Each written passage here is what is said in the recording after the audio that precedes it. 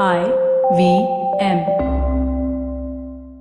We would like to thank Storytel for sponsoring this show. Storytel is an audiobook platform that lets you hear hundreds of thousands of stories on your mobile, on your PC, wherever you prefer. You can get a great deal by signing up at the URL storytel.com/IVM. So this week I'm going to recommend Watership Down by Richard Adams. It's a quirky book. It's the story of a group of rabbits, how they face the destruction of their den and subsequent escape and journey to their new home.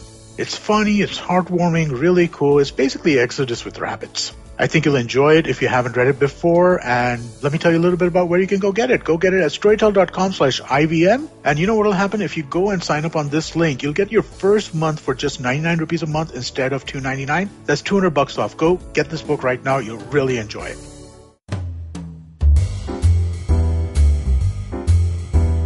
Oh my, if you're listening to this episode, then not only you're alive, but you have also survived the most dramatic, memorable, and an unending year of our lifetimes. Even though it sounds unreasonable, there is a weird sense of relief that the year 2020 is finally over. And there is a sense of silent hope that things will get better in 2021. So happy New Year to all of you. Welcome to Absolutely Right, the very first graphology-based podcast show in India. I am your host, Aditi Surana. I am a graphologist and a high-performance coach. When you have an accurate tool like handwriting analysis, you get to see the real picture behind each mask. I feel handwriting strokes are very poetic, and each writer is like a fictional character. I look at them as people with gripping stories. My question to you is, what is your story? Yeah, your story. Aren't you the protagonist, the editor, the dialogue writer, and the director of your own life movie? We all have strong narrative, and that is why in the same identical situation, how you feel, how you behave is completely unique. The most relatable example here is the lockdown. Technically, the external situation was identical. We all were confined in our homes, dependent on each other, and connected by social media. However, the internal environment of each person and each mind was completely different. Two people living under the same roof or even in the same room experienced this lockdown in a completely different manner. Do you know why? It is not about what they did, but about how they felt when they did it. As a creator of your life movie, you get to decide a lot. But one thing you cannot control, you do not get to write the script. The situations, people, even the environment or culture around you designs it for you. But other than that one thing, everything else can be in your hands.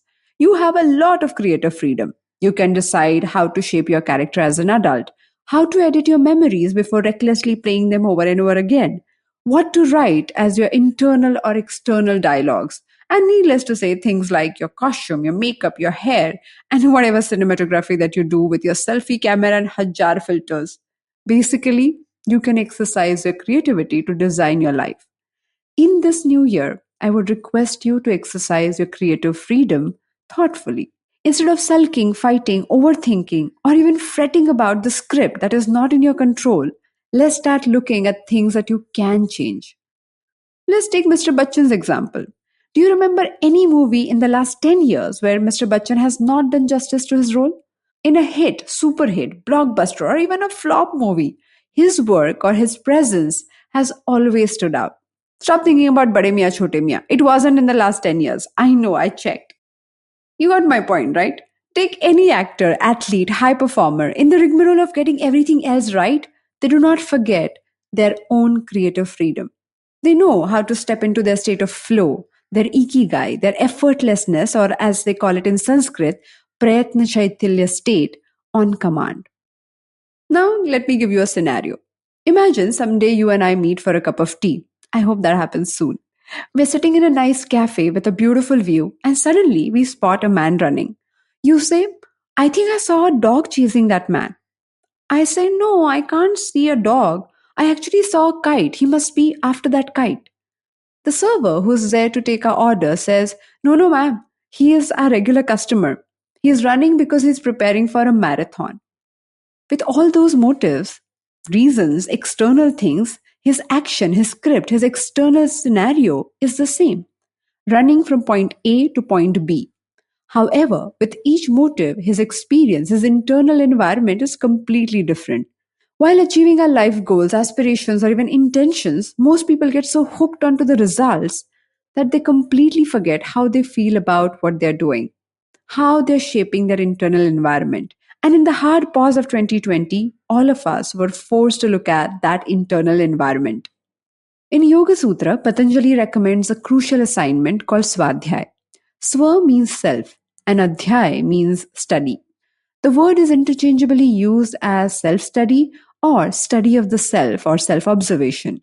Swadhyaya is a practice of regularly and, if possible, daily being aware of your feelings, emotions, and thoughts and using that awareness as your GPS mechanism.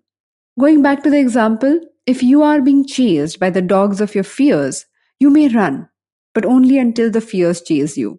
If you're running behind a kite of your desires and dreams, then you will run until you catch that kite. However, when you're preparing for a marathon, you're focused on the capacity building or skill building. You would wear your favorite shoes, listen to your favorite music or podcast, and choose a path that you like. You review what you have done in that run and what can you do to make your run better or smoother. You run for yourself. You run because you enjoy the process. You run for the run. The simplest way to do Swadhyaya is to use handwritten journaling. Though our thoughts and emotions are mental activities, its impact is physical. You feel your joy in your body. You feel light on your feet. You feel like jumping. When you feel excited, you feel butterflies in your tummy. Fear creates a pit in the stomach, and stress makes your shoulders feel heavy. Thoughts generate emotions, and emotions have real physical expressions. When you use handwritten journaling, you actually use your body movement to let out all your stuck emotions. One of my teachers once said, the nature of human mind is not to be like a monkey, but to be joyful. Water knows how to flow, a bird knows how to fly, a seed knows how to become a tree, and a human mind knows how to grow and be joyful.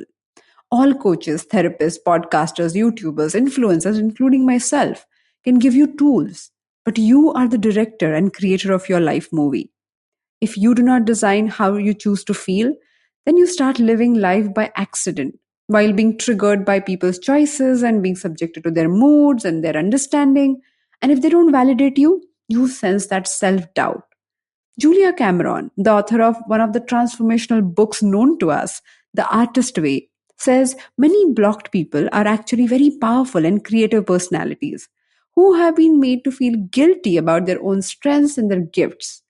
What if the guilt that you feel, the doubt that you experience, is just misunderstood strength? You are the only person who can actually unleash that potential. So instead of living with the old patterns and our old anxieties, let's make different choices in 2021. So here are 5 everyday handwritten journaling practices to make self awareness or Swadhyay your GPS tool. Point number 1, gratitude journal. Yeah, I know gratitude journaling. I used to do it many years ago. You know that. I told my younger sister who learned this from me. Tai, I remember you saying that it is not enough to know about this journaling, but the actual magic is in doing it. And I think it's high time.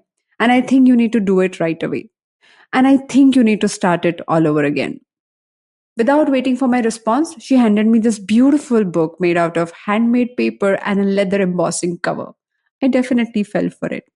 But I needed that gift, especially in the toughest phase of my life. In the middle of the drama, I saw how powerful it is to change your perspective and look at things with gratitude. Most people ask me, but what if I run out of things to be grateful for? Then what do I do? My request, do not fake it because you would never make it that way.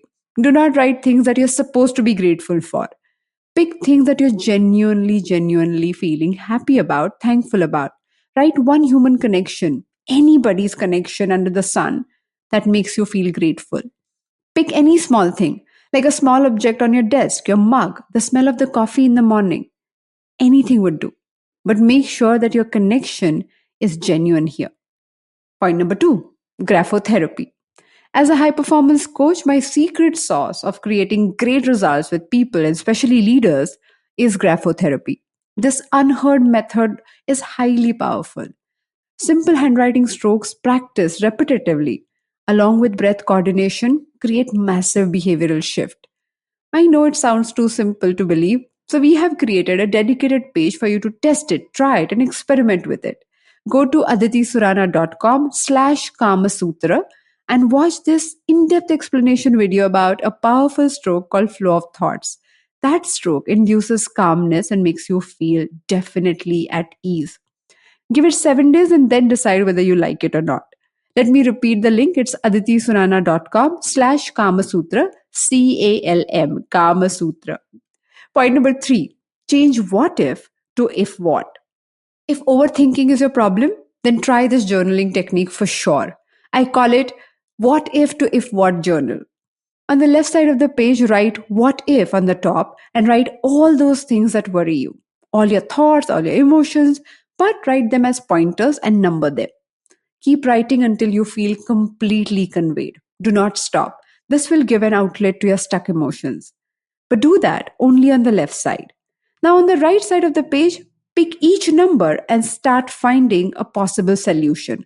So the title is if dash what dash. So for example, you say, if point number 1 occurs, then what will I do? If point number 2 occurs, then what will I do? So point by point, you go and find the possible solutions to your problem. It's a mental exercise, I agree. You may or may not be able to implement all the solutions. But this practice allows your brain to have multiple perspectives in any given situation. Point number 4, what else? The toughest part of the most complicated situations in our life is that we do not wish to face it. We don't want to accept it. A part of us keeps resisting it, expecting others to change or step up and rely on other things which are beyond our control to alter themselves. Now, when all of this fails, we realize that we do not have any choice but to accept what is happening. But what if we do it in the beginning by asking this question, what else? Which means if I accept the situation, which is in front of me, whatever is my problem, and ask myself, what else can I do here? Like a mental chess game, you can really create mental simulations and think about all the alternate options. Get all your emotions, judgments, resentment on paper before you start that. So when you start writing the situation, describe it to the fullest and then ask, what else can I do here? Come up with 5 to 6 options. This will require some practice, but as you get a hang of it, your mind will start thinking of options every time you feel trapped. Point number 5, what's next? If you haven't heard of Mihai Csikszentmihalyi, then please go to YouTube and just type TED Talk Flow. This Austrian psychologist has done some great work on decoding high-intensity performance mindset. He calls it the state of flow.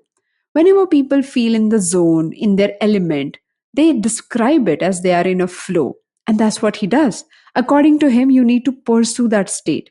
I have explored this concept in our episode number 4 on Absolutely Right podcast. Check it out. Thank you so much for joining me on this episode of Absolutely Right. If it has impacted you in any way, if you have learned something new, please be the first one to create that impact on others.